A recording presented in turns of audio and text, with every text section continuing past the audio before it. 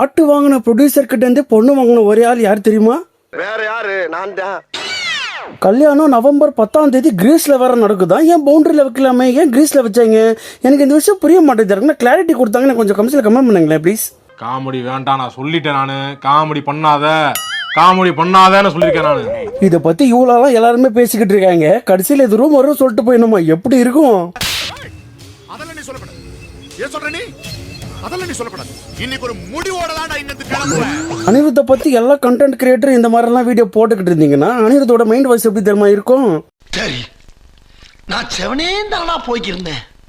யாரு வம்பு தும்புக்காச்சும் போனதா? இதுல ட்விஸ்ட் என்னன்னா, இப்போ நாளைக்கு வரப்போற ஜெயிலர் 2 படத்துல இருந்து ஒரு சிங்கிள் வருது இல்ல, அந்த சிங்கிளே காவியா மாறன் நினைச்சுதான் போட்டாருன்ற மாதிரி ரூமர்லாம் போய்கிட்டு இருக்கு. இதெல்லாம் எங்க இருந்தாண்டா கண்டுபிடிக்கிறீங்க? அனிருத் சொல்றாரு இல்லையோ, இவனுங்களா ஒரு ரூமர் ரெஸ்பெக்ட் பண்ணி விட்டுருது. என்னென்ன சொல்றான் பாருங்க.